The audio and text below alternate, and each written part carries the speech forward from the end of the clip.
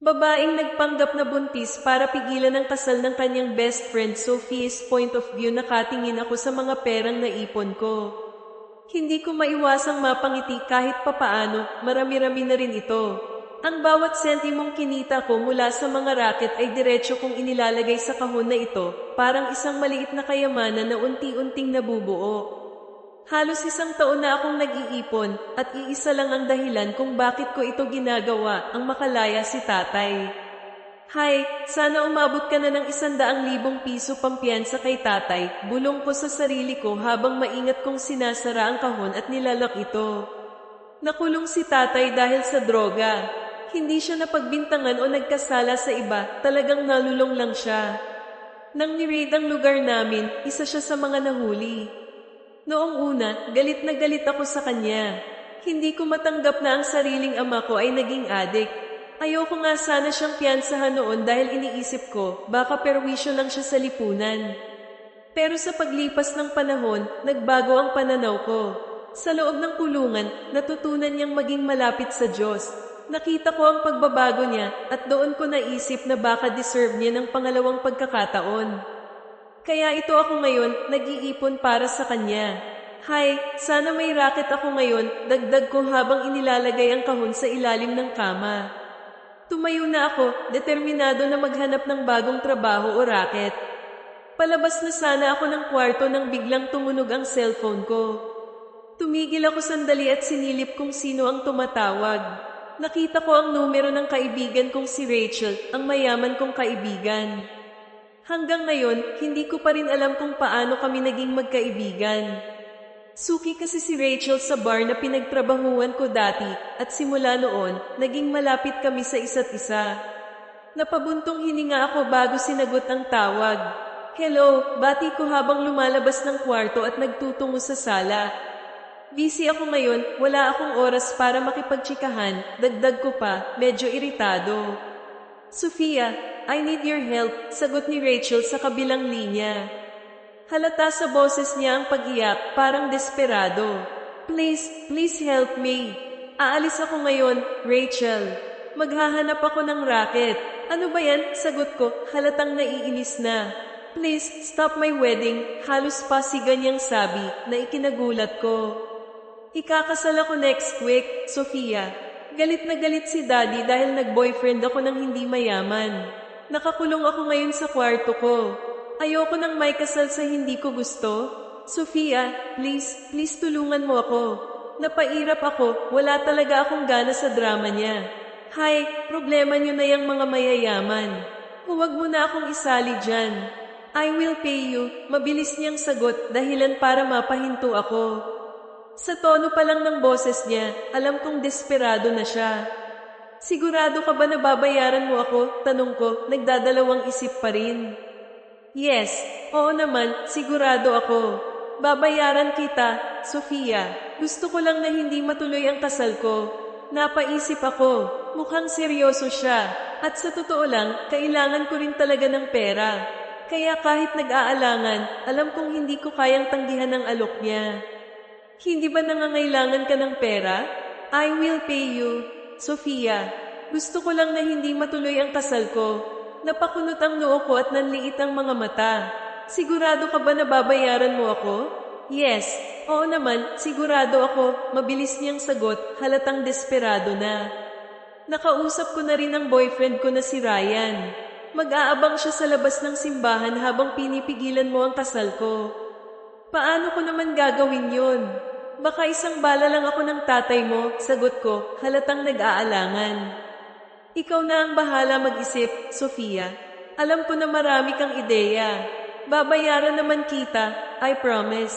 Sige na, ibababa ko na ito. Baka mahuli ako. Teka lang, sigaw ko, pero binaba na niya ang tawag. Sinubukan ko siyang tawagan muli, pero hindi na siya sumasagot. Napabuntong hininga na lang ako at napaupo sa sofa. Mukhang seryoso si Rachel sa gusto niyang mangyari, pipigilan ko ang kasal niya kapalit ng perang ibibigay niya sa akin. Hindi pa pala kami nag-usap tungkol sa eksaktong halaga, pero wala na akong magawa kundi sundin ang gusto niya. Sayang din naman ang pera kung hindi ko tatanggapin. Kilala ko naman si Rachel, hindi siya madamaw sa pera at hindi siya scammer. Kaya pagbibigyan ko siya, habang nakaupo, nag-isip ako ng plano para sa gagawin kong pagpigil sa kasal ng kaibigan ko. Nag-brainstorm akong mag-isa hanggang sa makaisip ako ng ideya na sigurado akong epektibo para matigil ang kasal, ang magpanggap na buntis. Hindi ko pa nakikita ng personal ang lalaking ikakasal kay Rachel, pero tingin ko naman ay madadala siya sa kwento kong gagawin. Kailangan ko lang magpakapal ng mukha para magtagumpay. Nang dumating na ang araw ng kasal ni Rachel, hinanda ko na rin ang sarili ko. Nagsuot ako ng maikling wig na kulay brown at may bangs para hindi ako makilala. Nagsuot din ako ng sexy na damit na kulay itim, kaya kitang-kita ang aking maputing balat. "Ready ka na ba?" tanong ni Rachel sa akin sa kabilang linya. "Ikakasal na ako, Sofia. Huwag kang magkakamali. Kapag tuluyan akong naikasal, kakamuhian kita habang buhay. May tiwala ako sa'yo, Sofia." Umangat ang sulok ng labi ko, bahagyang umisi. "Babayaran mo naman ako, Rachel. Kapag may bayad, hindi kailanman papalpak ang trabaho ko." "Teka nga, magkano ba ang ibibigay mo sa gagawin ko?" 30,000 piso, sagot niya. "Hindi naman aabot ng oras ang exposure mo. Baka ilang minuto lang, kaya sapat na ang 30,000 piso. O sige, swak na yung 30,000 piso, sa katunayan, malaki na yan." "O sige ibababa ko na. Baka mahuli pa ako. Kung ano man ang gagawin mo sa simbahan, go with the flow lang." Tumango ako at sa kabinaba ang tawag. Ngumisi ako sa harap ng salamin nang makita ang pag-iba ng mukha ko. "Let's go. Let's stop the wedding, baby," sabi ko at nag-flying kiss pa sa salamin bago lumabas ng powder room para sa racket ko ngayong araw. Isa ako sa mga invited sa kasal ni Rachel. Siyempre, magkaibigan kami kaya may invitation card akong naipakita. Hindi ko maiwasang mamangha sa nakita ko sa loob ng simbahan. Parang pinaghahandaan talaga ang kasal dahil bongga ang design. Mukhang maraming pera ang inilabas para sa araw na ito. Nasa pinakalikod ako ng upuan sa simbahan para hindi halata at makita ko ang buong pangyayari. Nagsimula na ang seremonya at hindi halata sa mukha ni Rachel na ayaw niya ang nangyayari. In fairness, may itsura ang groom niya. Nang makita ko, di hamak na mas gwapo pa siya kay Ryan na isang hangin na lang ang katawan. Pero iba talaga ang magagawa ng pagmamahal, nabubulag talaga. Kaya naiintindihan ko si Rachel. "Bakit ka nga pala nakaitim, Iya? Naiiba ka sa lahat ng nandito sa simbahan." Napalingon ako sa matandang nagsalita. Katabi ko siya sa upuan. "Hindi ito burol, kasal ito," dagdag niya, halatang nagtataka. Nainis ako sa narinig at inanggatan ng kilay ang matanda. "Hindi naman kasi dapat ipagdiriwang ang kasal na to," sagot ko nang walang pakundangan. Napasinghap siya, halatang nagulat. "Ay, imbitado ka ba? Bakit ang bitter mo, Iya?" Napangisi ako. "Oo, imbitado ako. Pero minsan, may mga bagay na hindi dapat pinagdiriwang, lalo na kung hindi naman totoo ang kaligayahan sa likod ng mga ngiti." Ang palaya kasi ang ulam ko kanina," sarkastiko kong sagot habang nakataas ang kilay. "Ikaw po, bakit ang pakialamera mo, Lola?" Ngumiti siya ng pilit pero halata ang pagkagulat. "Pasensya na ha," sagot ko, medyo mas mahinahon. "Hindi naman kasi sinabi na may color coding pala. Di naman ako parte ng rarampa sa aisle. Isa lang ako sa mga invited." Tumayo na ako, nag-aayos ng sarili. "Pasensya na, may gagawin lang ako, Lola ha." "Manood ka po," sabi ko na may ngiti bago ako umalis sa aking upuan at naglakad patungo sa aisle. Habang naglalakad ako, naririnig ko na ang sinasabi ng pari. "Ikaw, babae, matatanggap mo ba?" "Hindi ko tanggap," sigaw ko, na ikinatigil ng lahat. Napasinghap ang mga tao at ang buong simbahan ay napuno ng katahimikan. "Itigil ang kasal," dagdag ko pa, mas malakas at mas matapang. Napalingon sa akin si Rachel at ang kanyang groom. Kita ko ang liwanag sa mata ni Rachel, parang umaasa na sa wakas ay matatapos na ang bangungot na ito. Samantalang ang groom niya, naningkit ang mga mata at nagsalubong ang kilay. "Itigil ang kasal, madlang people," ulit ko, mas dramatiko pa ang tono. Sa gilid ng mata ko, kita ko ang pagtayo ng daddy ni Rachel, kasama ang mga magulang ng groom. Sino ka? Ano ang ibig sabihin nito? Agresibong tanong ni Tito Ronaldo, ang daddy ni Rachel. Tinuro ko ang groom. Ang lalaking yan, siya ang ama ng pinagbubuntis ko ngayon. Namilog ang mga mata ng groom, halatang nagulat. What?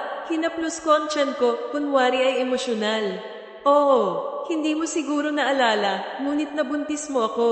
May nangyari sa atin sa isang bar. Isang putok lang, alam kong nabuntis mo ako. Kaya nasaktan ako nang malaman ko na ikakasal ka na. Paano ako? Paano ang magiging anak natin?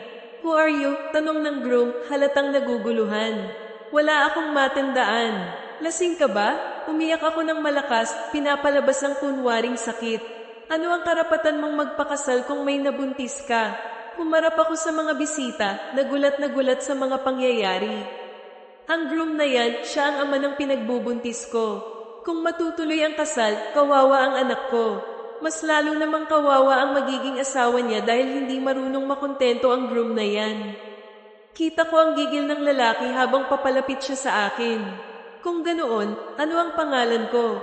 Kasi wala akong matandaan na may nabuntis ako, lalo na sa isang kagaya mo. Hinarap ko siya ng buong tapang. Nagpakilala ka sa akin bilang si Fernando Duga-Duga. Nalaglag ang kanyang panga. Ano? Hindi ko yan pangalan. Anong hindi? Yan ang pakilala mo sa akin. Scammer ka. Iniba mo ang pangalan mo pero yung mukha mo, alalang-alala ko. Fernando pa naman ang naungol ko tapos pala. Totoo. Wow, ang galing kong gumawa ng kwento. Kita ko na ang kalituhan sa mukha ng lalaki. Tingin ko, kakagat siya sa manipulasyon ko. Look, huwag mo akong maloko. Binuntis mo ako, tapos sa iba ka pala ikakasal? Hayop ka, scammer ka, pangit, at sa sobrang drama, sinampal ko siya ng malakas kaya natamba siya sa sahig. Dinaluhan agad siya ng kanyang mga kapamilya, halatang nag-aalala. Habang abala sila sa kanya, sininyasan ko si Rachel na kumilos. Paimpal akong umalis na parang walang kabayolentehang nangyari. Paglabas ko ng simbahan, agad akong tumakbo palayo bago pa man mag-utos ang mga kapamilya nila na habulin ako. Sa di kalayuan, nakita ko si Ryan na tumakbo patungo sa isang sasakyan na naghihintay para sa kanya. Sumakay naman ako sa taxi na pinahinti ko at saka ko hinubad ang wig ko para hindi ako makilala. Sinuot ko ang jacket at sombrero ko na iniwan ko sa taxi. Tara, Manong, sundan mo ang puting kotse na papaalis, utos ko sabay turo sa kotse ni Ryan na papalayo na sa simbahan. Sige po, ma'am, sagot ng driver. Nagkita kami ni Rachel at ng kanyang boyfriend sa pier. Mukhang balak nilang magtanan dahil iyon na lamang ang tanging paraan upang hindi sila maghiwalay. Salamat, Sofia. Oh, ayan, ginawa ko ng 35,000 piso kasi ang galing mo. Ani Rachel sabay abot ng makapal na bungkus ng pera. Nagliwanag ang mata ko sa tuwa. Niyakap niya ang boyfriend niya pagkatapos at nginitian ako. Hindi ako nagsisisi na sayo ako humingi ng tulong. Napakagaling mo sa simbahan pero hindi mo na dapat sinapak pa si Garrett. Baka sunog na ang kaluluwa mo kasi nanapak ka sa loob ng simbahan. Napangiti ako ng maloko. Paano? Ang lakas ng acting ko, di ba? Worth it naman ang 35,000 piso. At sa kabila ng lahat, umalis akong taglay ang ngiti sa labi at ang perang pinaghirapan ko sa isang araw na puno ng drama at kasinungalingan. Umirap ako habang inilalagay ang perang ibinayad ni Ray sa bag ko. Matagal nang sunog ang kaluluwa ko sa impyerno, Ray. At hindi ito tulong, serbisyo ko yun dahil binayaran mo ako. Ngumiti siya, halatang sanay na sa mga pabiro kong salita. Whatever you say. Maraming salamat, Sofia. Sagot niya, puno ng pasasalamat. Nagkatinginan silang magkasintahan. Tara na, mahal. Baka maabyutan pa tayo ng mga tauhan ni Daddy, sabi ni Ray, halatang nagmamadali. Bago sila umalis, muli siyang tumingin sa akin. Ikaw, mag-ingat ka ha. Baka hanapin ka ng pamilya ni Garrett at ni Garrett mismo. Seryoso sila sa kasal na to, lalo na si Daddy. Huwag na huwag mong ipapaalam sa kanila na ikaw ang nasa kasal na yon. Ngumiti ako, kampanteng sumagot. Hindi yan. Kaya nga ako nakawig at nag-makeup para hindi makilala. Wala silang ebidensya. Umatras na ako at kumaway sa kanila. Sige na, aalis na ako. Huwag kayong magpapahuli ha. Sayang ang binayad mo tapos magpapahuli ka rin naman pala. At saka, Ray, anakan mo agad si Ryan nang wala na talagang kawala. Alam kong balang araw, matatanggap din nila ang pagmamahalan niyo. Ngumiti si Ray at iyon ang huling sinabi ko bago ako umalis sa pier. May tagumpay na ngiti sa aking labi habang iniisip ang perang hawak ko. Nagpahatid ako ng taxi pa uwi pero pinahinto ko ito sa isang iskinita para hindi masundan. Habang naglalakad pa uwi, bumili ako ng burger sa tindahan. Buy one take one ito, kaya swak na swak para sa panghapunan ko. Habang kumakain, napabuntong hininga ako, iniisip ang mga nangyari. Bibisitahin ko si tatay bukas. Sasabihin ko na kaunti na lang ay makakalabas na siya para. Natigilan ako sa pagsasalita at sa paglalakad nang makita ko ang isang itim na van na nakaparada malapit sa amin. Kumunat ang noo ko, agad na kinutuban. Anong meron? Tanong ko sa sarili. Biglang bumukas ang pinto ng van at lumabas ang dalawang lalaking nakamas. Doon ko napagtanto kung sino ang pakay nila. Shit, tauhan ba ito ng groom? Paano nila nalaman na ako ang nagpigil sa kasal? Nabitawan ko ang burger ko sa kaba at taranta. Umatras ako habang nakatingin sa kanila. Sino kayo? Tanong ko, pilit na pinapakalma ang sarili. Huwag kayong lumapit sa akin. Pero hindi sila nakinig. Patuloy silang naglakad palapit sa akin. Sa sobrang taranta, tinuro ko ang isang basurahan. Tingnan nyo, may bomba, sigaw ko, umaasang madadala sila. Nilinggan nila ang itinuro ko at sinamantala ko ang pagkakataon para kumari pa ng takbo. Ngunit napahinto ako nang makita ko ang isang lalaki na nakatayo hindi kalayuan. Naghihingalo ako sa kaba habang nakatitig sa kanya. Sino ka? Tanong ko habang umatras ng isang hakbang. Binaban niya ang kanyang sombrero at halos malaglag ang pangako nang makita ko kung sino siya. Patay! Grumito ni Rachel, bulong ko sa sarili. You look scared, sabi niya, malamig ang boses. Napalunok ako, pilit na inaayos ang sarili. Umakto akong nagulat. Diyos mio, Fernando Dagdag. Hindi ko akalain na bibisitahin mo ako rito. Papanindigan mo ba ako? Nanatili siyang tahimik, kaya nagpatuloy ako. Alam mo kasi, nagawa ko lang ang nangyari kanina dahil mali ang magpakasal na may nabuntis na iba. Tama ba ako? Tumawa ako, pilit na tinatago ang kaba. Malaki ka na para maintindihan yon. Mas mabuting mag-usap tayo ng maayos para maayos natin ang problema. So ikaw nga, tanong niya, malamig ang tono. Inamin mo na ikaw nga ang babaeng yun? Patay. Ano ba to? Bulong ko sa sarili habang pilit nang umingiti. Nandito lang ako para magkumpirma, sabi niya. Ngunit hindi ko akalain na aamin ka agad. Ibang-iba ka sa kasal ko kanina. Maiksi ang buhok mo at kulay brown. Ngayon, mahaba ang buhok mo at kulay itim. Kaya kailangan kong kumpirmahin. Ganun ba? Tumawa ako, pilit na nagpapakampante. Alam mo kasi, magaling talaga akong uma-acting. Kaya akala ko, bago ko pa matapos ang sinasabi ko, bigla akong napasigaw ng may tumakip ng sako sa ulo ko. Napasigaw ako lalo nang maramdaman kong tinali ang katawan ko. P** Tangina. Ano to? Sigaw ko habang nagpupumiglas.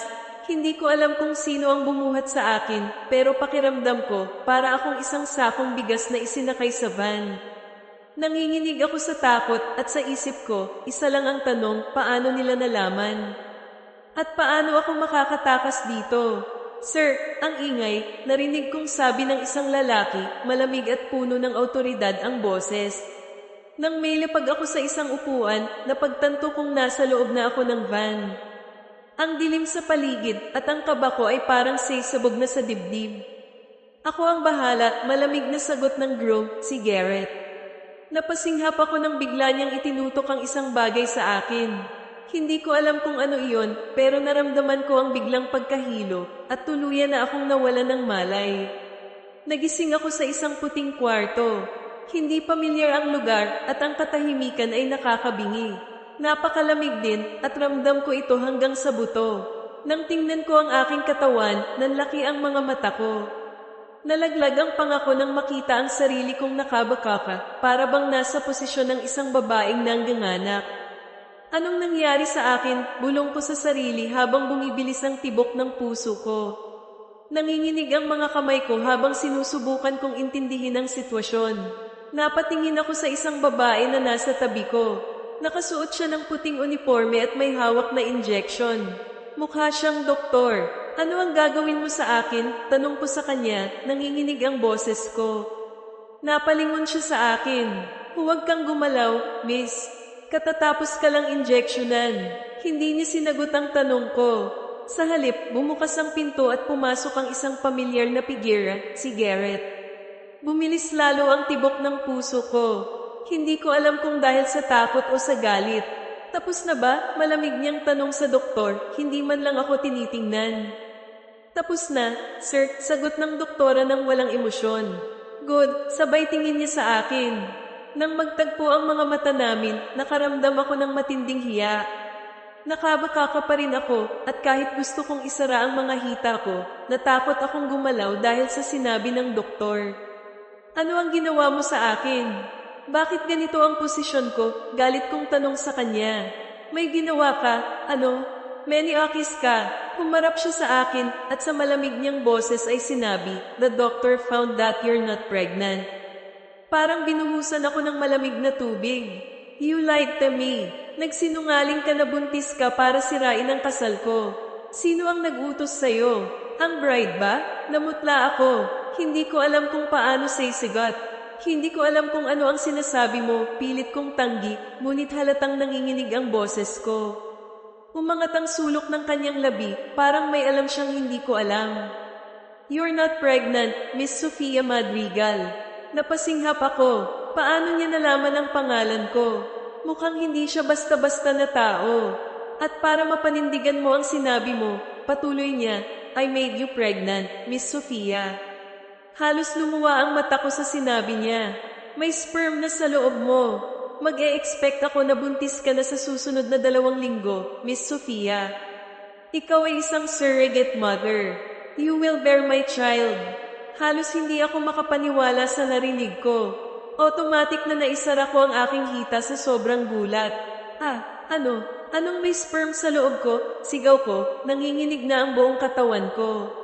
The doctor injected you with my sperm, Miss Sofia, malamig niyang paliwanag. Hindi na pagpapanggap ang pagbubuntis mo dahil totoong buntis ka na. Ikaw ang magdadala sa magiging anak ko. Garrett's point of view, tinitigan ko ang babaeng nasa harapan ko. Halata sa mukha niya ang pagkabigla at tila hindi niya matanggap ang nangyari. Pero wala akong pakialam. Sinira niya ang kasal ko, ang kasal na inaasahan kong magbibigay daan para makuha ko ang mana ko. Ang gusto ni Mama ay maiharap ko sa kanya ang babaeng nabuntis ko. Pero paano kung may haharap yun kung nalaman kong peke lang pala ang lahat? Na hindi naman pala buntis ang babaeng ito na sum-aire sa kasal ko? Don't worry, I'll pay you, malamig kong sabi, umaasang matauhan siya at bumalik sa realidad. I found out na nangangailangan ka ng pera kaya mo nagawa yun. Kaya bibigyan kita ng pera kapalit ng pagbubuntis mo sa magiging anak ko. Tinupad ko lang ang ginawa mong istorya para hindi ka magmukhang sinungaling. Niligtas kita sa kahihiyan. Sophie's point of view na natili akong nakatulala sa sinabi niya. Hindi ko alam kung matatakot ako, magagalit o magpapasalamat. Pero isang bagay ang malinaw, hindi ko ginusto ang nangyari. Paano ako napunta sa ganitong sitwasyon? Paano ako nakulong sa isang laro na hindi ko kontrolado? At higit sa lahat, paano ko haharapin ang katotohanan sa loob ng katawan ko? May buhay na maaaring magbago sa lahat. Umalis na ako sa kwarto matapos kong sabihin iyon. May kinuha akong babae para magbantay sa kanya, pati na rin ang doktor at nurse upang obserbahan siya. Wala na akong magawa kundi ang buntisin siya through surrogacy. Iyon na lang kasi ang paraan upang maiharap ko siya sa pamilya ko dahil sa sarili niyang kasinungalingan. Hindi na maibibigay ang mana ko ayon kay Lola hanggat di ko ihaharap sa kanila ang babaeng iyon. Kaya ginawa ko ang lahat para lang mangyari iyon. Nakiusap si Tito Ronaldo sa pamilya ko na huwag siyang itsapuwera dahil kailangan niya ang tulong namin. Lugi na ang kumpanya niya. Nangako pa siya na hahanapin niya ang anak niyang tumakas. Ngunit tinanggihan na siya ng pamilya ko dahil may nabuntis ako na babae. Hay nako, nakakahiya ka talaga, anak, sambit ni mama nang tumawag siya sa akin. Hanggang ngayon, hindi mo pa rin may haharap sa amin ang babaeng umeksena sa kasal ninyo ni Rachel. 1 linggo na ang nakalipas. People are now thinking na hindi mo pananagutan yun. Masisira ang pangalan ko sa mga amiga ko dahil may irresponsible akong anak. Ang reputasyon ng pamilya natin, madadamay dahil sa kalandian mo, anak. Kinausap ko pa ng maayos ang babae. Mama, kalmado kong sambit, kapag handa na siya, ihaharap ko siya. Good, kasi sayang naman kung wala kang makukuhang mana galing sa grandma mo. Samantalang ang mga pinsan mo, meron. Sa lahat ng magpipinsan, ikaw na lang ang hindi nakakuha dahil hindi mo tinutupad ang gusto ng grandma mo. Iyon ay ang mag-asawa at magkaroon ng anak. Oh, sige, bye na. Magchika pa kami ng mga amiga ko. Make sure na maipakita mo ang babaeng nabuntis mo sa amin, ha? Binaba ni mama ang tawag. Napasapol na lamang ako sa aking no at napabuga ng hangin. Napalingon ako sa kwarto ng babae nang lumabas ang nurse. Tinaasan ko siya ng kilay. Is there a problem? Tanong ko. Nakatulog na po si ma'am, sir. Kailangan kasing patulugin dahil nagwawala po, sagot ng nurse. Bamantong hininga ako. Thank you for the information. Patuloy mo lang siyang obserbahan. Kailangan ko munang ayusin ang mga papeles. Okay, sir, sagot niya bago umalis. Nilinisan ko ang bahay ko upang magpaayos ng kontrata. Kinailangan kong kontrolin ang sitwasyon. Nagpabuk ako sa babae at bukas ko pa malalaman ang buong katauhan niya. Walang kaalam-alam ang karamihan sa ginagawa ko ngayon. Ang buong akala nila, buntis ng natural ang babaeng iyon.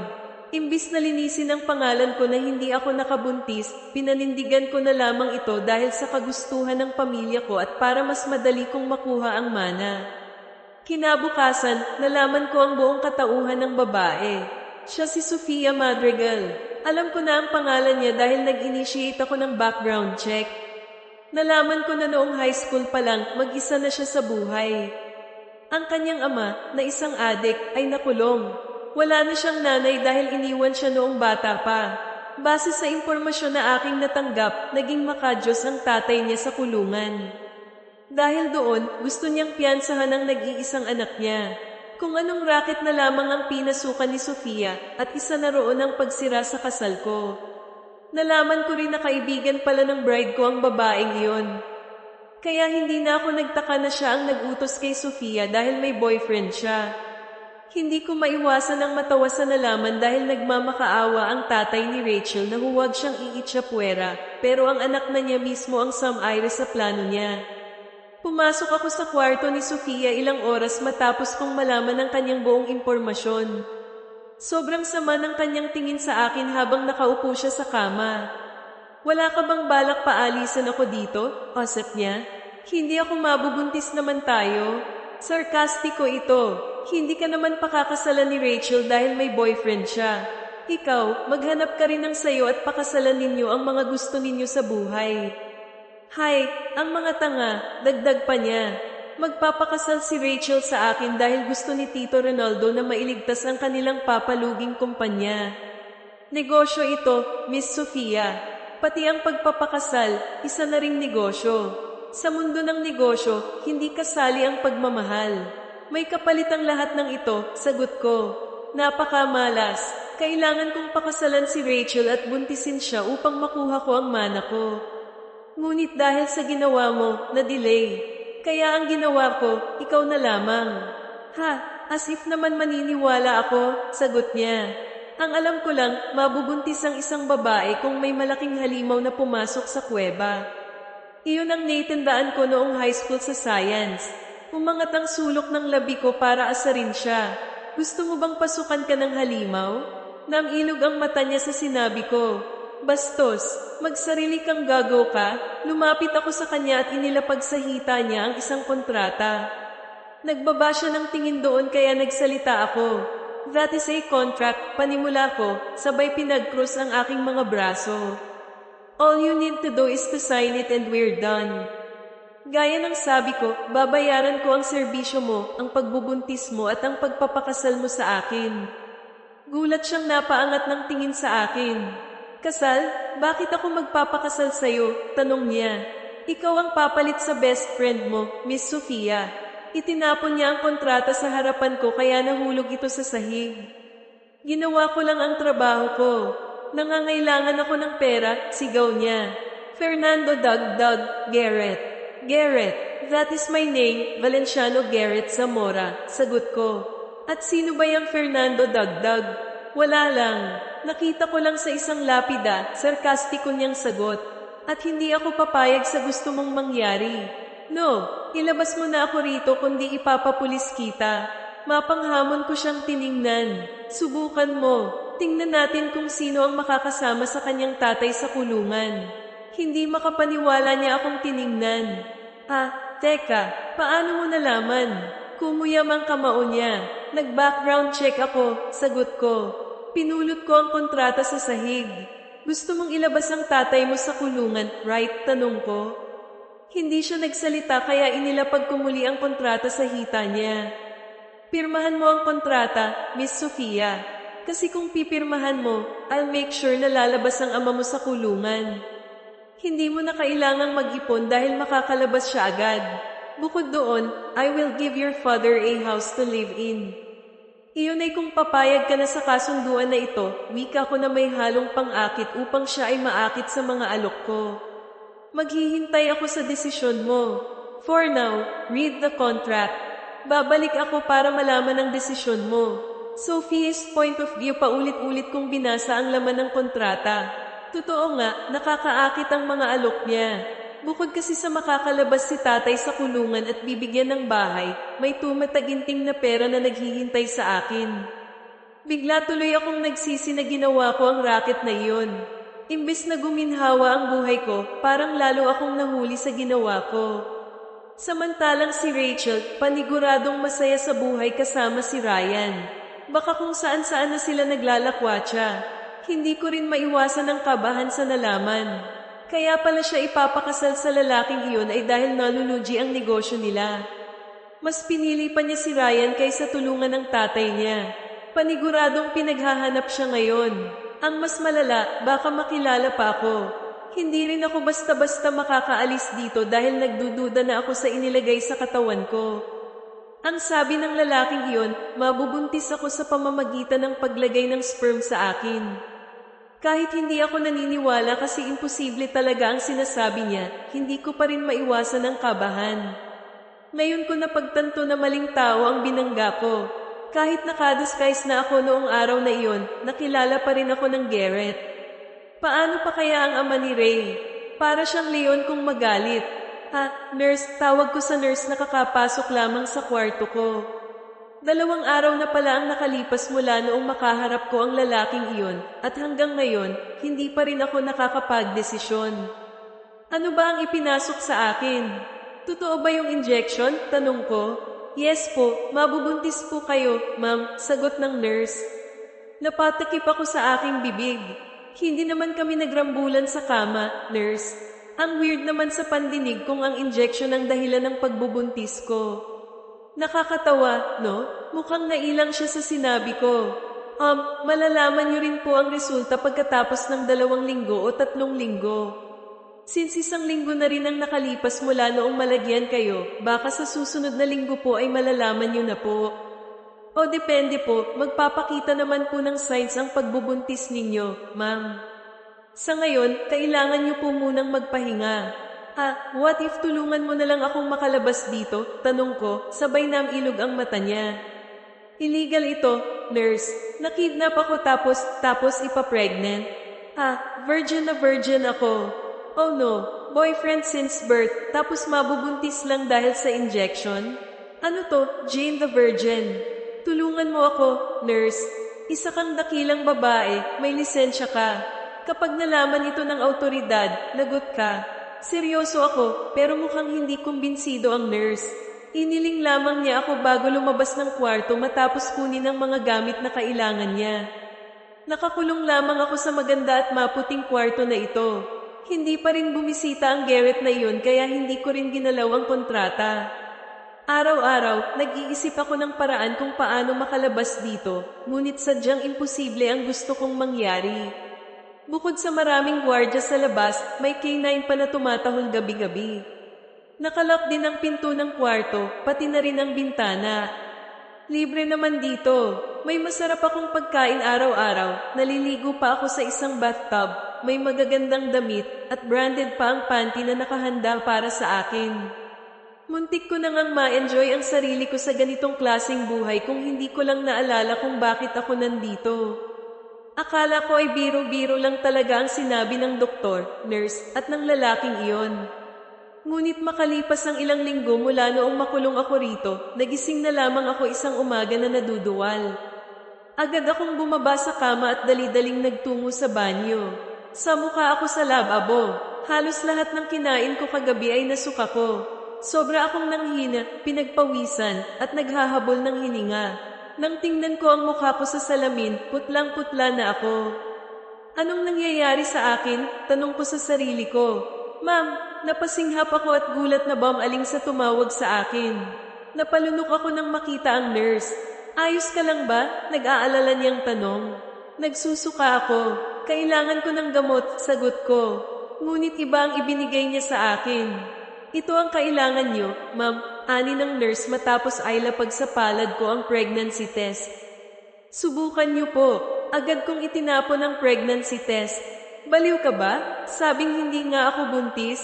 Tigilan niyo nga itong kabaliwan ninyo. Seryoso ako, ha? Kailangan ko ng gamot. Nasusuka ako, sigaw ko. What's happening here? Sabay kaming napatingin ng nurse sa bagong dating, si Garrett, kasama ang doktora. Kita ko ang pagkunot ng noo niya habang nakatingin sa akin. Ha, Dok, nasusuka po ang pasyente pag i-inform ng nurse sa doktora. Makahulugan akong tiningnan ni Garrett. Nasusuka ako, pero hindi ibig sabihin na buntis ako, paliwanag ko. Kailangan ko lang ng gamot at magiging maayos din ako. Come with me, Miss Sofia, seryosong wika ng doktora. H-check kita. Tingnan natin kung ano ang dahilan ng pagsusuka mo. Tumango ako at confident na sumama sa doktora patungo sa isang sofa sa kwarto kung saan niya ako H-check. Sigurado naman ako na normal lang ito at hindi pagbubuntis. Masyado yata silang nalunod sa kanilang imbensyon at naniwala na mabubuntis dahil lang sa injection. Yung kapitbahay nga namin noon, rambulan lang sa kama ang ginawa, nabuntis agad. Taon-taon nga iyon nangyanganak kaya sigurado akong taon-taon din ang rambulan nila. Hindi ko rin nakikita ang sarili ko na mabuntis. Sa nakikita ko pa lang sa mga videos, hindi siya madali. Talagang nakasalalay ang buhay mo. Hindi naman yun parang tatay ka lang. Confirmed, you are pregnant, Miss Sofia Madrigal. Congratulations, anunsyo ng doktora matapos niya akong i-check na nagpatigil sa aking mundo. Successful ang gusto mong mangyari, Mr. Zamora. Congratulations, dagdag pa niya. Hindi totoo yan, pasat ko sabay tayo. Bumilis ang paghinga ko sa nalaman. Anong klase kang doktora? Hindi ako buntis. Hindi ko natuloy ang sinabi ko dahil nakaramdam ako ng pagkahilo hanggang sa nawalan ako ng malay sa harapan nila. Nagising na lamang ako na nasa kama na. Ngunit hindi katulad ng kadalasan kong nakikita, hindi na ito isang maputing kwarto. Inangat ko ang sarili ko mula sa kama at napatingin sa paligid. Ibang kwarto na ang kinaroroonan ko ngayon. Kumpara sa una kong kwarto, mas maganda at mas malamig ito. Wala sa sariling napatingin ako sa aking tiyan. Hindi ko akalain na mapupunta ako sa sitwasyon na ito na mabubuntis ako sa isang injection. Baka baliw ang mga tao rito. Baka baliw ang lalaking iyon dahil iniwan siya ni Rachel at sumama kay Randolph. Kailangan ko nang makaalis dito. Hindi na safe ito. Baka mabaliw din ako kakaisip. Mabilis akong bumaba sa kama at tatanggaw na sana sa pinto nang bumukas ito. Natigilan ako at napasinghap nang pumasok si Garrett. Siya lang ang mag-isa. Natigilan din siya nang makita ako. Saan ka pupunta? Duda niyang tanong sa akin. Kumuyam ang kamao ko. Aalis ako. Hindi tama to. Pirmahan mo ang kontrata. Pagbabaliwala niya sa sinabi ko at iniabot sa akin ang kontrata na hindi ko pa pinirmahan. Buntis ka na. Hindi ako buntis, panindigan ko. At hindi mo ba naalala ang ginawa ko sa araw ng kasal mo? Sinapak kita sa mukha. Baka hindi na sa mukha ang saysapakan ko ngayon kapag napuno ako, banta ko. At hindi tayo nagger para sabihing buntis ako. Tingin mo, maniniwala ako sa injection na sinasabi mo? Bamantong hininga siya at tila hinahabaan ang kanyang pasensya sa akin. Ano ang gusto mo? Gusto mo bang gawin na lang natin iyon ng natural para totoong mabuntis kita? Tanong niya na ikinuyong lalo ng kamao ko. Manyak, sigaw ko. Pirmahan mo na. Matutupad mo naman ang gusto mo, makakalabas ang tatay mo. Bakit naman ako maniniwala sa'yo? Hindi kita kilala, Mr. Fernando, sagot ko na ikinangiti niya ng masama. Nanginginig ang panga niya. Huwag mo akong tawaging Fernando. At makakalabas ang tatay mo dahil pipirmahan mo ang kontrata. Bukod doon, may pera kang makukuha mula sa akin. You just need to bear my child and marry me. Don't worry, may annulment naman na mangyayari sa pagitan nating dalawa at may pera ka din pag alis mo sa buhay ko. Tiningnan ko siya sa mata. Tsaka ko lang pipirmahan ang kontrata kapag nakita ko sa sariling mata ko si tatay na nakalabas na sa kulungan, Mr. Fernando, Mr. Garrett. Iyon ay kung makakalabas nga siya. Tumango siya. All right, I'll make that happen. Akala ko ay nagbibiro lang talaga si Garrett sa kanyang sinasabi, pero isang araw matapos naming mag-usap, nakita ko na lamang si tatay kasama si Mr. Garrett nang ako ay lumabas sa kwarto ko. Anak, tawag ni tatay, sabay tayo nang makita ko. Nangilid ang luha sa aking mga mata at hindi makapaniwala sa aking nakita. Tay, ikaw ba yan? Tanong ko, halos hindi makapagsalita. Oo, anak, si tatay mo to, sagot niya, sabay ngiti sa akin. Pasensya na at naging pariwara ang tatay mo. Napagtanto ko kung gaano ako kawalang kwentang ama sa'yo. Miss na kita, anak. Miss na kita. Miss na miss ko rin po kayo, tay, sagot ko, tuluyan ng bumigay at napahagulgol. Lumapit ako sa kanya at niyakap ko siya ng mahigpit. Hindi ko akalain na mayayakap ko siyang muli. Ibang-iba na siya ngayon, hindi katulad noong nahuli siya at sobrang payat. Ngayon, sobrang lusog na niya at ata pa.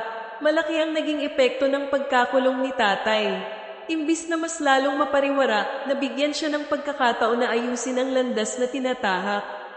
Ang iniipon ko na pera para sana sa paglabas niya ay ibinigay ko na lamang sa kanya para makapagsimula muli. Binigyan naman siya ng bahay ni Garrett kaya magagamit niya iyon para sa bagong simula. Balak niyang magpatuloy sa ginagawa niyang kabutihan noong siya ay nasa loob pa ng kulungan. Iyon ay ang maging inspirasyon sa mga taong kagaya niya na namali ang landas at ay lapit sila sa Panginoong Diyos. Nang tanungin naman ako ni tatay patungkol kay Garrett, sinabi ko lang sa kanya na boss ko siya at kailangan kong manatili upang pagsilbihan siya. Noong una, hindi talaga ako naniniwala sa sinasabi nila na buntis ako, lalo na kung galing sa injection. Ngunit nang umabot ng buwan, napansin ko na ang pag-iiba ng katawan ko. Nakita ko na ang unti-unting paglaki ng tiyan ko at doon ko lang napagtanto kung gaano ka-possible ang mga bagay na akala ko ay imposible, lalo na sa henerasyong ito. Kasalanan ko siguro ito kasi hindi naman ako maalam sa ganitong bagay. Di naman ako nakapagtapos ng high school kaya wala akong alam sa surrogacy. Halata na ang tiyan mo, ani Garrett nang bisitahin niya ako sa kwarto. Gusto na rin makipagkita ni mama at lola, dagdag niya na ikinagulat ko. Ano? Tanong ko, pupunta na ba talaga tayo? We don't have a choice. Sinira mo ang kasal ko kaya wala kang magagawa. Maligo ka na at magbihis. Aalis tayo ngayon. Sinunod ko ang sinabi ni Garrett. Naligo ako, nagbihis, at nag-ayos para maging presentable sa harap ng mama ni Garrett at ng lola niya. Hindi ko maiwasan ang kabahan, lalo na't sinapak ko pa ang anak nila sa araw ng kasal nito. Siyempre nakakahiya din iyon, pero dahil kasalanan ko rin naman, wala akong magawa kundi ituloy ito. Let's go, ani Garrett. Nagulat ako nang hawakan niya ang kamay ko. Just be you, sabi niya. Tiningnan ko siya. Paano ko yun gagawin matapos ng ginawa ko? Sigurado akong kakainin lang ako ng buhay ng pamilya mo. Sino ba naman ang gustong makita ang babaeng Sam Iris sa kasal ng anak nila? Humigpit ang pagkakahawak niya sa akin at hinarap ako. Hindi yun mangyayari dahil sila naman ang gustong makipagkita, Miss Sofia. Kaya huwag kang mag-alala. Harapin natin ang aking pamilya. Nagtungo kami sa mansyon ng pamilya ni Garrett sa kayang helicopter. Oo, tama ang inyong narinig, helicopter. Halos mawalan nga ako ng malay dahil takot ako sa heights. Akala ko kasi ay kotse lang ang aming sasakyan, pero lilipad pala kami. Kaya nang makarating, sobrang haggard ko na. Ang pangit talaga ng timing ng mga mayayaman, may pa-helicopter pang nalalaman, hindi naman masyadong malayo. O baka naman gusto lang talaga niyang ipagmayabang ang yaman niya o gusto niyang magpa-impress sa akin. Pagdating namin sa mansyon, halos malula ako sa dami ng kasambahay. Sinalubong pa kami at binati isa-isa. Para akong nasa palasyo na kada daan, babati ang mga kasambahay na nasa magkabilang gilid. Kinakabahan ako, nasambit ko na lang at tiningnan si Garrett. Prinsipe ka ba? Ha? Bakit ganito? Mas lalo tuloy akong kinakabahan. Baka isang Maleficent yang nanay mo. Who's Maleficent? Tanong niya. Naibagsak ko na lamang ang balikat ko at hindi na lamang nagsalita. Sa laki ng mansyon, kinailangan pa naming dumaan sa isang hallway bago makarating sa malaking sala. Mama, we're here, sabi ni Garrett. Natigilan sa pagtikang ang dalawang sosyal na babae sa sala nang magsalita si Garrett. Sabay silang napalingon sa amin at napatayo ang isa na kamukha ni Garrett. Tingin ko, siya ang mama ni Garrett. Oh my gosh, reaksyon ng mama ni Garrett. Agad siyang nagtawag ng kasambahay upang i-inform ang lola na dumating na ang apo niya. Garrett, sa wakas, hindi ka na rin nagtatago sa amin, sabi ng kanyang mama. Lumapit siya sa amin at nabitiwan ko ang kamay ni Garrett nang niyakap siya ng kanyang ina. Hindi maiwasan ang panginginig ng aking tuhod dahil sa kaba. Para kasi sa akin, napakapangit ng dating nadadalhin ang nabuntis mo sa bahay ng iyong magulang matapos masira ang kasal. Pero para sa perang tumataginting, kailangan kong lunukin ang hiya ko. I'm sorry natagalan, sabi ni Garrett. It's fine, sagot ng kanyang mama. Napatingin siya sa akin at nagulat ako nang lumapit siya at hinawakan ng kamay ko. Nice to meet you, my dear. Ako nga pala si Denvi Zamora, ang mama ni Garrett. Ikaw pala si Sofia, ang babaeng Sam Iris sa kasal ng anak ko, sabi niya. Napalunok ako. Alam mo, hindi ka na nawala sa isip ko mula nang sinapak mo ang anak ko, dagdag niya. Napalunok ako lalo dahil ang sinasabi niya ay salungat sa ngiti niya. Kaya hindi ko tuloy alam kung sarcastic ko ba siya o hindi. Kasi kung ako ang nasa posisyon mo, ay talaga namang iyon din ang gagawin ko. Pasensya na at muntik nang may kasalang anak ko sa babaeng hindi niya lubos na kilala. Hindi kasi sinabi ng anak ko na may kumuha na pala sa pagiging virgin niya. Pasensya na po sa nagawa ko, sagot ko. No, it's fine, Winchana. Sa katunayan, napakalaking bagay para sa amin na ikaw ay nabuntis ng anak ko. Kasi sa lahat ng apo ni Garana, na siyang ina ng asawa ko, na siyang lola ni Garrett, si Garrett lang ang hindi pa kasal. Kasal na kasi ang lahat ng pinsan niya kaya naibigay na ang kalahati sa mana. Ngunit wala pang anak, kaya kulang pa ang mana. Ikaw, buntis ka na. Ikakasal ka na. Isn't it that great, dear? Parte ka na ng pamilya namin. Halos hindi ko na magawang magsalita para sa sarili ko dahil sa nanay ni Garrett. Napakadaldal kasi at talagang pinakita niya kung gaano niya ako kagusto, which is not bad at all. Inaasahan ko pa naman na magiging Maleficent siya sa buhay ko, ngunit hindi naman pala. Masyado lang yata akong advance mag-isip para sa mga yayaman na kagaya niya. Sa gitna ng pakikipag-usap niya sa akin, isang tikim ang nagpatigil kay Tita Denvi. Excuse me, ani ng isang magandang babae na kaedad ni Tita Denvi na lumapit sa amin. Sa kanyang mga ngiti, parang pamilyar siya sa akin. Oh, Mea Celeste, I am so sorry, sabi ni Tita Denvi. Binitiwan niya ako at nilapitan ng babae na kaibigan pala niya. Ito nga pala si Garrett, ang anak ko, at ang girlfriend niya, si Sofia, pakilala niya. Ngumiti ang babae, pero nang mapunta sa akin ang kanyang tingin, natigilan siya. Magandang hapon po, bati ko agad. Tipid siyang ngumiti sa akin. Ha, magandang hapon din sa'yo. Binalingan niya si Tita Denvi. Kailangan ko nang umalis, Denvi. May gagawin pa kasi ako. Ha, sayang naman, naghihinayang nasambit ni Tita Denvi. Kung kailan nandito na ang anak ko, tsaka ka naman may lakad. Oh sige, Amega, next time, ha? Yes, of course, sagot ng babae. Tumingin muli siya sa akin bago siya umalis sa sala. Pagkatapos noon, pinag-usapan namin ang sitwasyon namin sa hapagkainan. Kasama na namin ngayon ang grandma ni Garrett na si Lola Garana na ngayon ay nakatitig sa akin. Hindi ko maiwasan ang mapalunok dahil kung makatitig siya, parang hinusgahan na niya ang buong pagkatao ko. Apo, sigurado ka ba na ikaw ang ama ng dinadala niya? Tanong ng matanda. Hindi ko ramdam ang pagmamahalan sa pagitan ninyong dalawa.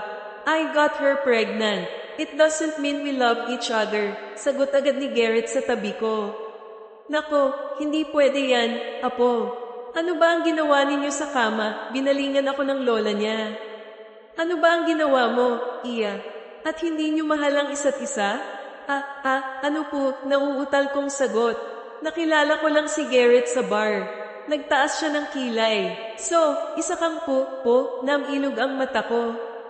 Oh, hindi po. Humagalpak ng tawa ang matanda kaya nagulat kaming lahat nang mahulog ang kanyang pustiso.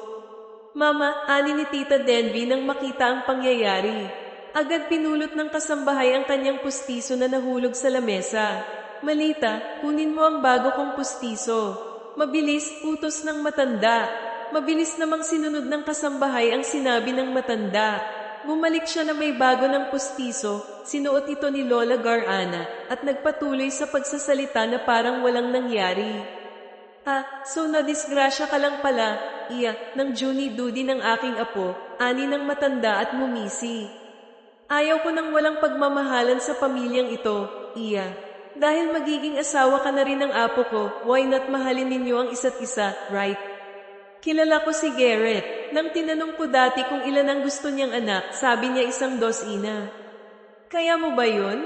1 Napalunok ako. Kaya naman po, pinik ko ang aking tawa. Natawa siya. So, payag ka na dito katitira? Pareho kaming nagulat ni Garrett sa tanong ng lola niya. Tanong ko, ngumiti siya ng malaki. Simula ngayon, dito na kayo titira ng apo ko. 3 buwan yung kilalanin ng isa't isa at pagkatapos ng 3 buwan, magpapakasal na kayo upang hindi na mangyari muli ang nangyari sa kasal dati ni Garrett. Pribado ang kasal, tayo-tayo lang. Wala nang iba. Payag ka ba, mahal kong apo? Yes, Lola. Payag ako, sagot ni Garrett. Napatingin ako kay Garrett matapos niyang sabihin yon. Nang tingnan muli sila, peke na lang din ako ng ngiti para hindi halata ang pagiging against ko sa ideya. Ikaw, Iya, payag ka ba? Tanong ni Lola Garana. Si Garrett naman ngayon ang napatingin sa akin.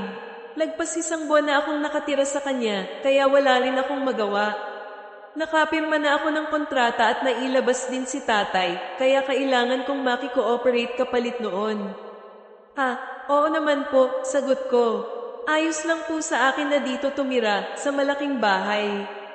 Hindi na muli ako nakabalik sa bahay ni Garrett dahil dito na ang bagong tirahan ko. Na-stress nga ako dahil sa pagiging overacting ni Tita Denvi Nova, pero nakaya ko naman iyong tiisin. Ang importante, hindi sila naging maleficent ang ugali.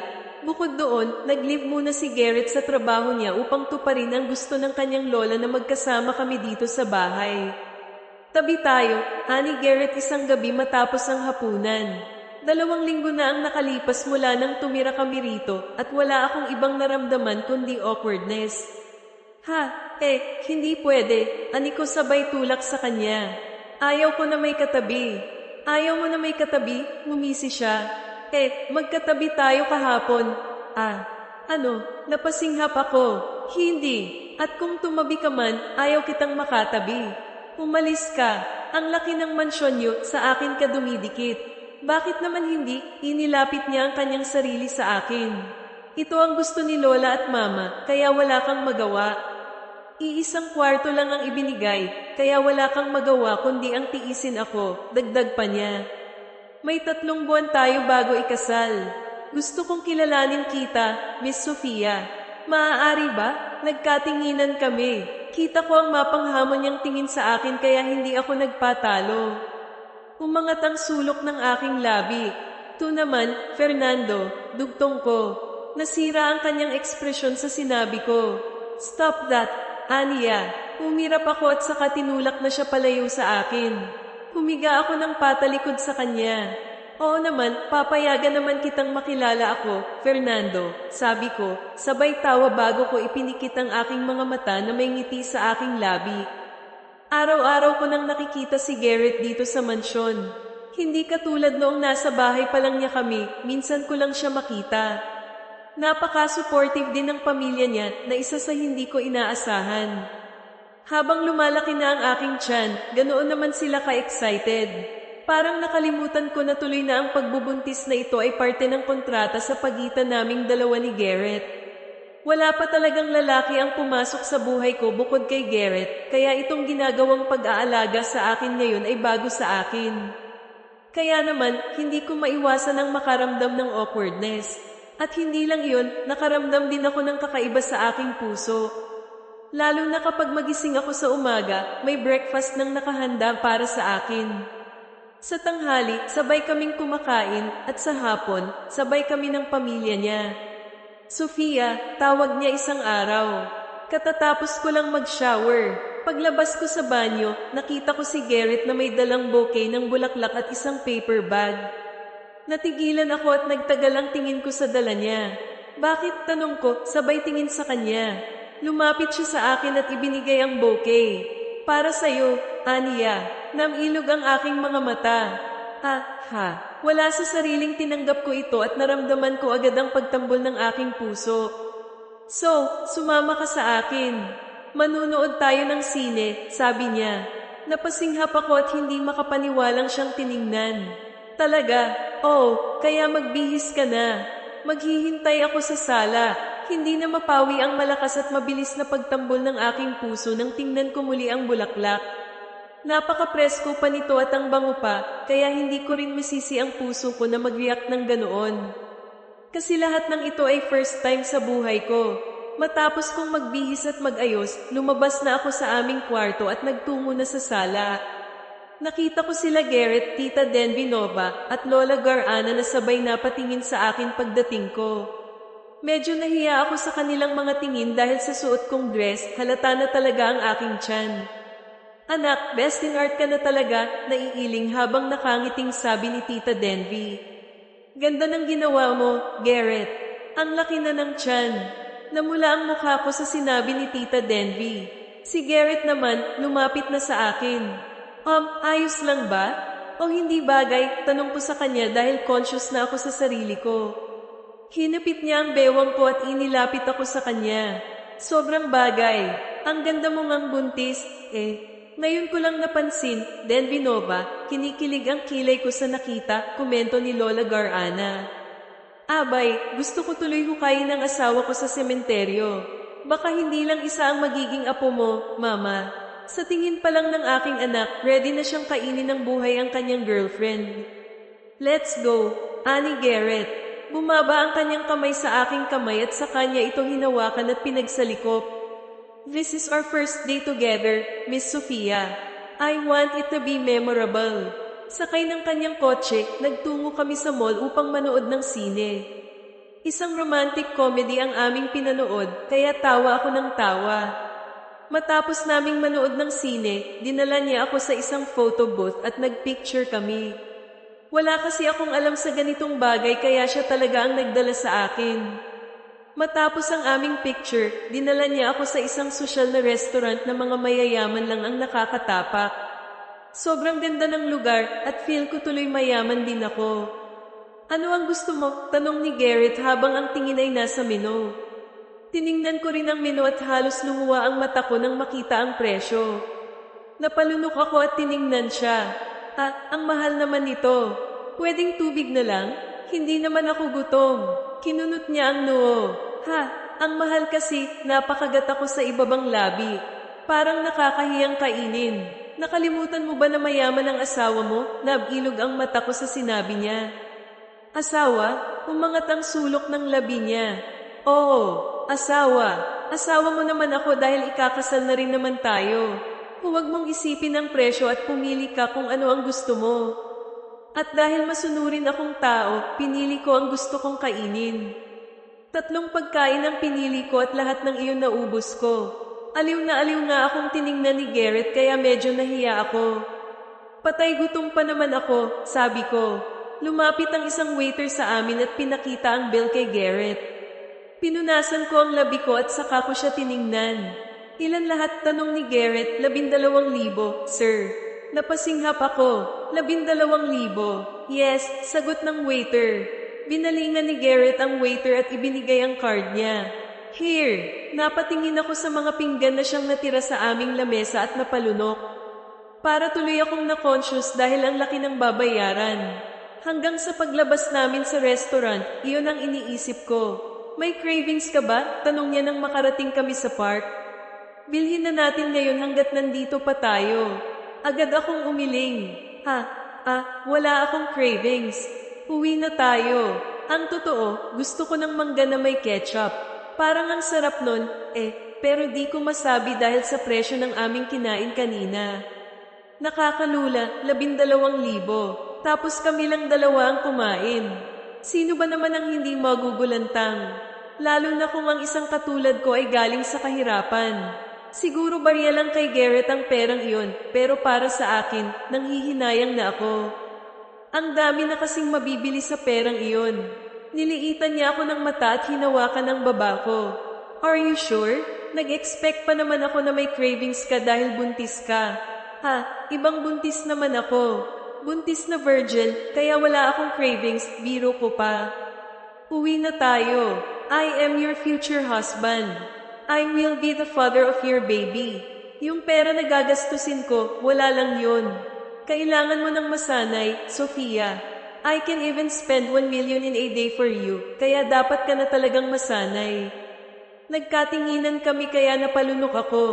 Tell me, ano ang gusto mo? Kung hindi mo sasabihin, nagbaba siya ng tingin sa labi ko. Hahalikan kita. Halikan mo, wala sa sariling sabi ko na ikinagulat ko rin kalaunan. Umangat ang sulok ng labi niya at nagliwanag ang kanyang mga mata na parang nagustuhan niya ang kanyang narinig. Biro ka lang, dagdag ko agad. Naistatwa ako sa aking kinatatayuan nang halikan niya ako sa labi.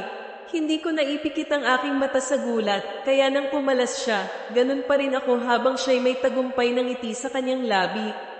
Let's go! Mukhang alam ko na kung ano ang cravings mo, Anya. Binuksan na niya ang pinto ng kanyang kotse at iginiya niya ako papasok sa loob. Hindi lang naman hanggang doon ang pag-iba ng trato ni Garrett sa akin. Mukhang nakalimutan niya yata ang kontrata namin at tinutotoo ang lahat ng ito. Hindi rin naman ako nagreklamo dahil unti-unti ko na rin nagustuhan ang ginagawa niya sa akin. Lumipas ang 3 buwan. Marami na ang nagbago sa pagitan naming dalawa. Kung noon ay wala lang siya sa buhay ko, ngayon may space na siya.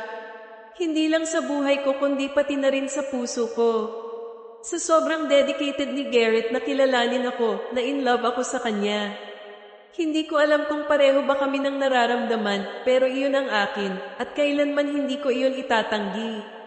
Alam ko naman na may expiration ng lahat ng ito, kaya susulitin ko na, lalo na ngayong 3 buwan na ang nakalipas. Ikakasal na kami. Ang laki na ng tiyan mo, ani Garrett isang umaga habang nag-aalmusal kami. May cravings ka ba? Bukod sa halik ko, namula ako sa tanong niya. Hindi ko cravings ang halik mo, no? Tinaasan niya ako ng kilay. At tinatanggi mo pa talaga, Sofia? Ano yung kagabi? Buong magdamag tayong naghahalikan dahil cravings mo. Tumahimik ka nga. Napatingin ako sa mga kasambahay na nakarinig sa sinabi ni Garrett bago ibinalik ang tingin sa kanya. Ikaw naman ang nauna. Sinuklian ko lang ang halik mo. At last na yun. Mabaho ang hininga mo. Mabaho ang hininga ko? Ngayon ka pa talaga nagreklamo? Kung di lang ako adik sa mga halik mo, hindi kita pagbibigyan, aniya sabay ngisi. Pero dahil buntis ka, gusto ko ng mangga na kulay white with ketchup. Pagputol ko sa kanya, ayan ang cravings ko for today. Mangga na kulay white, saan tayo makakakita nun?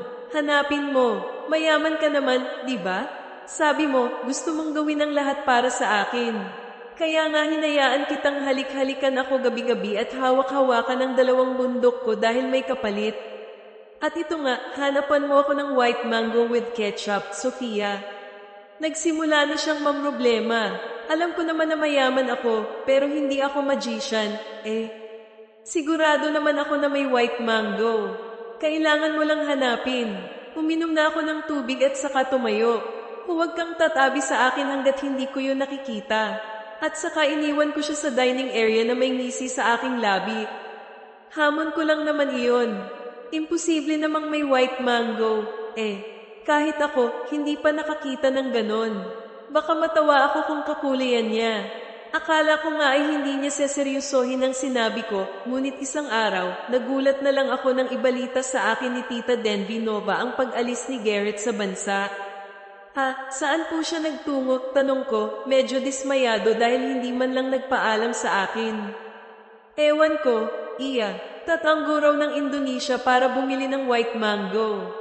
Namilog ang mata ko sa sinabi ni Tita. Yun lang ba ang pupuntahan niya? Oo daw. Ewan ko dyan sa anak ko. Hindi mo naman siya inutusan, no? Hindi po, agad kong sagot kahit sa kaloob-looban, kinakabahan na ako.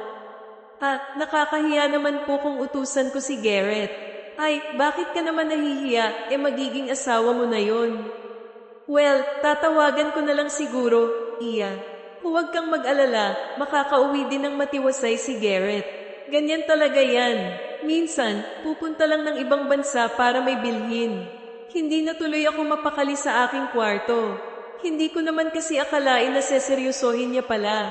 At sa ibang bansa pa talaga, Talagang may white mango pala? Agad kong kinuha ang phone ko at nag-search sa Google. Putik, meron nga. Napatakip ako sa aking bibig.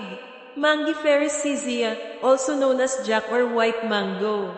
Literal na white mango. Hi Diyos ko, ka-Fernando. Dag. Agad ko siyang tinawagan gamit ang video call ngunit hindi sumasagot. Hi Diyos ko, ang lalaking to. 2 araw yata kaming walang balita kay Garrett, kaya ang pamilya niya nagsimula na ring mag-alala. Di rin ako makatulog dahil sa kanya. Ngayong nasa sala kaming lahat, di ko maiwasan ng mag-guilty. Hindi pa rin ba makontak si Garrett? Nag-alalang tanong ni Lola Garana. Hindi siya sumasagot sa mga chats ko. Nag-alala na ako. Hindi pa, Mama. Alam niyang may buntis siya dito, ani Tita Denvi Nova at tiningnan ako. Iya, huwag kang magpapasta, ha? Nakakasama sa baby. Hay, puputulan ko talaga ng itlog ang anak ko kapag umuwi o aalis nang hindi nagpapaleng. Sa gitna ng aming pag-uusap, isang personal driver nila ang pumaripan ng takbo patungo sa amin. Mga ma'am, may eroplano pong nag-crash galing Indonesia. Namumutla ako sa narinig. Ano ang reaksyon nila? Totoo ba yung sinabi mo? Buksan niyo ang TV, bilis. Bumilis ang tibok ng puso ko lalo na nang buksan nila ang telebisyon. At iyon agad ang ibinalita, ang pagbagsak ng eroplano sa dagat. Walang nakaligtas sa pagbagsak ng eroplano na galing Indonesia. Nagsimula nang mag-iyakan ng lola at mama ni Garrett dahil inakala nilang isa si Garrett sa mga nasama sa aksidente. Hindi kasi ito makontak, hindi rin sumasagot sa tawag, kaya baka nga isa siya doon. Parang gumuho ang mundo ko. Humahagulgol na si Lola Garana at nahulog pa ang kanyang pustiso. Agad naman siyang binigyan ng bago ng kanyang kasambahay. Ibibigay ko na sa iyo ang mana mo. Apo, mabuhay ka lang, Diyos ko. Umiyak na rin si Tita Den Nova. Bakit ganito? Sana hindi ikaw yan, anak ko. Nadala na rin ako sa iyak nila kaya tumulo na rin ang luha ko. Sumikip din ang dibdib ko dahil sa guilt na naramdaman ko. Kung hindi ko sana siya sinabihan ng ganang cravings ko, hindi sana nangyari ito. What the ever is wrong in here? Sabay kaming natigilan sa pag-iyak dahil sa isang boses.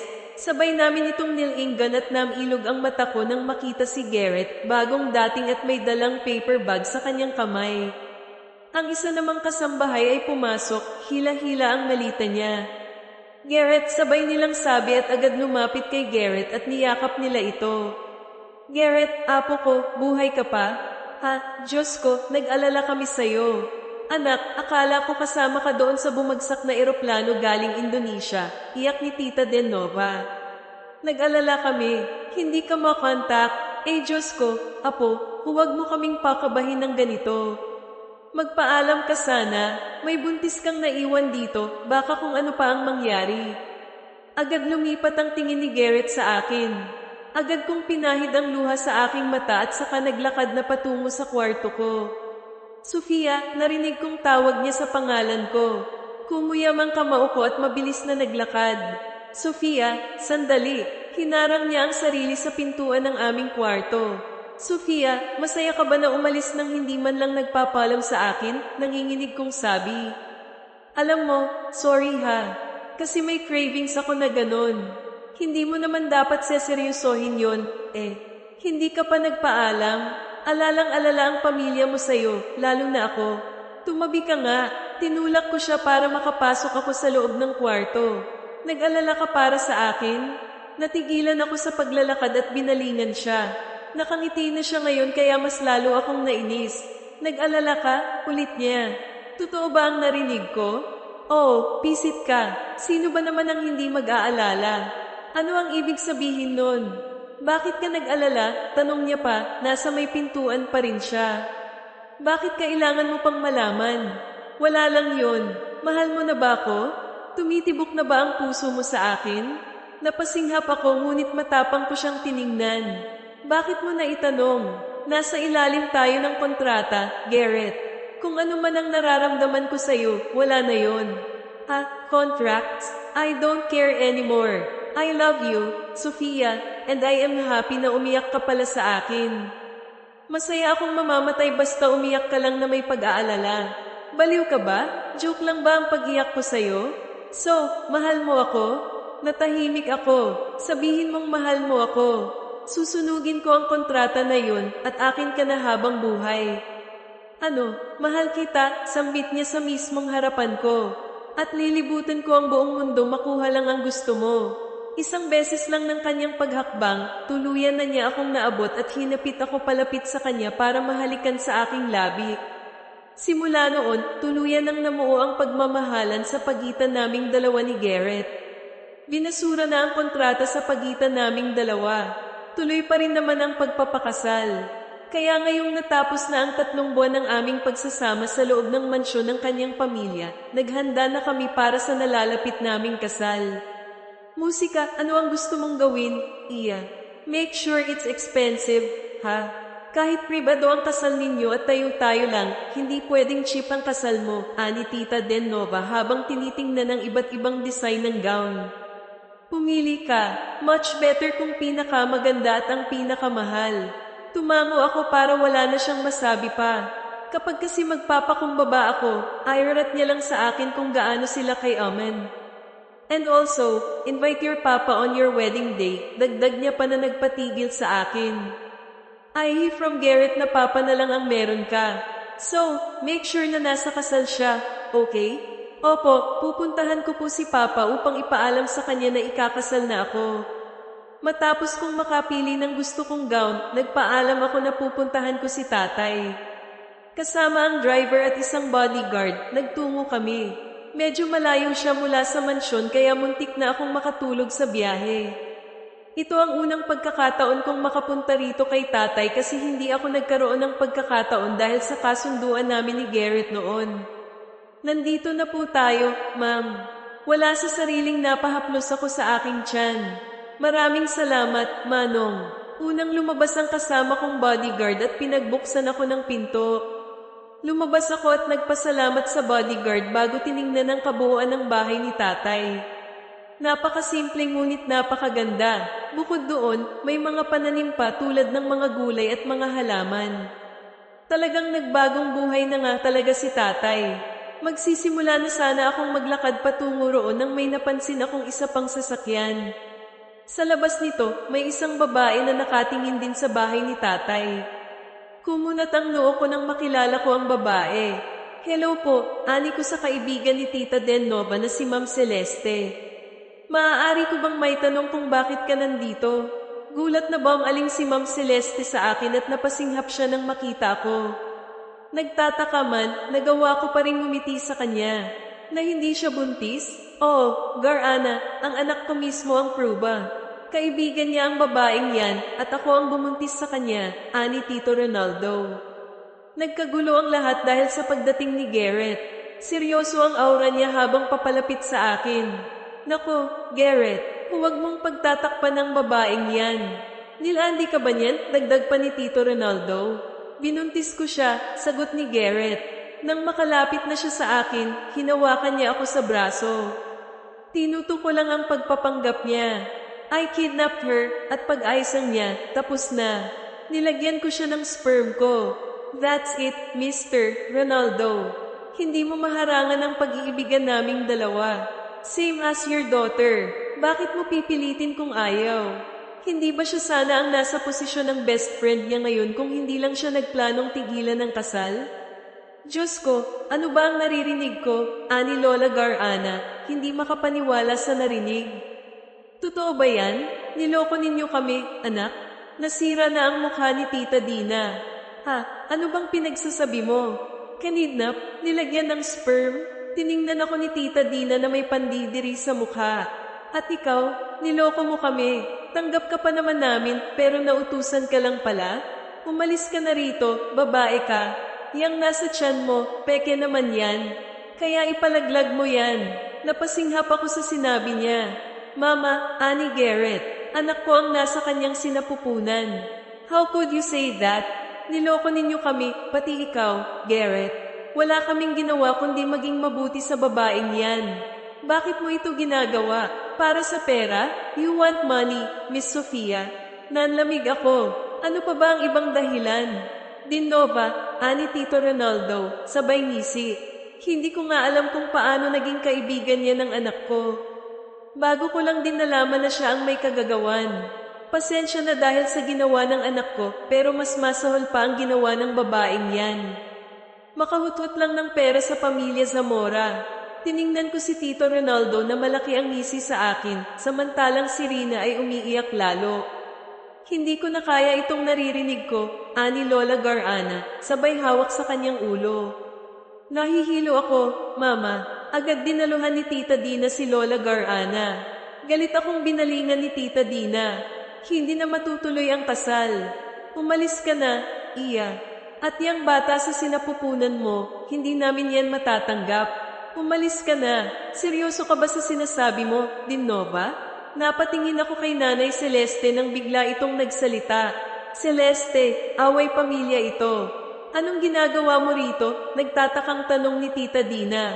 Nandito ako kasi narinig ko na ikakasal na ang anak ko at kasama kami ng ama niya. Hindi ko naman akalain na ganito ang maririnig ko mula sa'yo. Umawang ang labi ni Tita Dina. Anak mo? Ang anak ko si Sofia Madrigal de Nova.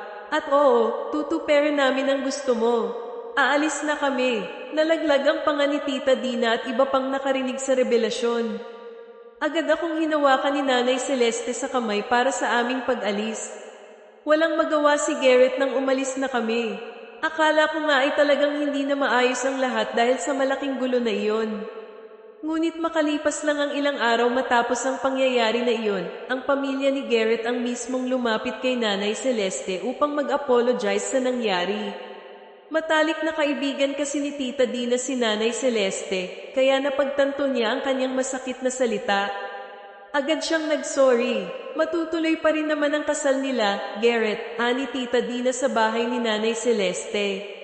Dito kami dumalaw kasama si tatay. Tinanggihan namin si Ronaldo at upang tumigil na siya at hindi na manggulo, napagdesisyonan namin ni na Mama Gar-ana at Garrett na bilhin na lamang ang kanyang papaluging kumpanya.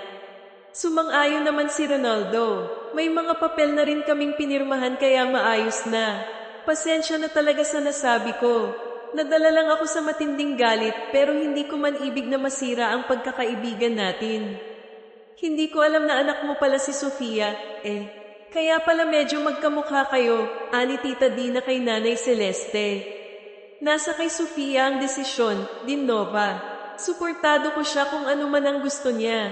Napatingin si Tita Dina sa akin. Pakakasalan mo ba ang anak ko?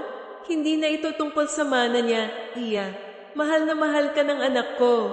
Napamahal ka na rin sa amin ni Lola Garana, kaya sana payagan mo pa rin kaming maging parte ng buhay mo. Mahal ko po si Garrett, Tita Dina. At hindi naman po masisira ang lahat dahil lang sa isang gabing yun. Patawad din po dahil naloko namin kayo. Hindi ko ibig na saktan ang damdamin ninyo ni Lola Garana. Kaya oo, magiging parte pa rin kayo ng buhay ko dahil pakakasalan ko po si Garrett. Tuloy ang kasal na plinano dahil wala ng problema. Gagawin na namin yon. Si Rina ay nagsorry din sa akin, pero nagpasalamat pa nga ako sa kanya dahil kung hindi dahil sa kanya, hindi ko makikilala si Garrett. Nag-ibang bansa na ang tatay niya matapos mabili ng mga Zamora ang kanyang kumpanya. Si Ray naman ay bumalik na kay Ryan at balak na rin nilang magpakasal matapos kung may kasal. Ready ka na ba, anak? Napakasarap sa tenga ang marinig ang katagang anak mula sa babaeng tinatawag ko na ngayong nanay. Parang dati lang, pangarap ko na may matawag na ganon, ngunit ngayon ay meron na. Nasa magkabilang gilid sina nanay at tatay at ihahatid nila ako patungo kay Garrett na naghihintay na sa akin sa altar, kasama ang pari at magulang nito na nasa gilid. Ready na po, Nay, Tay. Masaya ako na nagkaroon pa ako ng pagkakataong bumawi. Oh, anak, ani Nanay Celeste. Ha, pwede naman kayong bumawi muli, Nay. Doon ka bumawi ng husto sa kanya, ani ko sabay kindat sa kanya. Ha, menopause na ako, anak.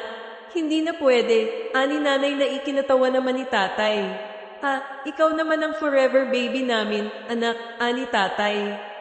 Salamat kasi hindi mo ako sinukuan. Salamat kasi hindi ka nagrebelde sa akin kahit naging masamang tatay ako. Sa bago mong buhay na tatahakin, nasa gilid mo pa rin kami. Gag-abay sa inyong mag-asawa. Ikinasal na kami ni Garrett at iyon na yata ang pinakamemorable na araw sa buhay ko. Bukod kasi sa huling araw ko na iyon bilang isang dalaga, sina nanay at tatay ang naghatid sa akin patungo sa altar. Napakaganda ng ending at simula ng aking buhay. Hindi ko in-expect na ang no boyfriend since birth ay may asawa na ngayon at ang virgin na virgin ay buntis na. Ilang buwan na lang ay mangganganak na. Hay, tagal pa ng honeymoon natin, ani Garrett na bagot na habang tinitingnan ang aking malaking tiyan. Ha, gusto na kitang tikman, dagdag niya. Umiirap ako at mahina siyang binato ng unan. Kasalanan mo yan. Magtiis ka, humiga ako patagilid sa kanya. Matagal pa bago ka mabanyagan. Bamantong hininga siya at humiga na rin sa kama para lang may akap ako. Kaya ko namang tiisin para sa'yo, Sofia. Mahal na mahal kita at naramdaman ko ang kanyang halik sa aking balikat. Ha, ikaw kasi. Nagpapanggap ka kasi na buntis, tinutuo ko tuloy. At ilang buwan na lang, mangganganak ka na. And I am so excited, Sofia. Sa susunod, hindi na injection. Malaking halimaw na ang papasok para sa natural na buo. Gigil niya akong niyakap at bamulong, I love you, Sofia. Napangiti ako, I love you to, Garrett. At napapikit ako ng halikan niya ako sa pisngi. Wakas, Fernan VT, Sonia, Sofia, Reyna, Rachel, Gary, Garrett, Randolph, Ryan.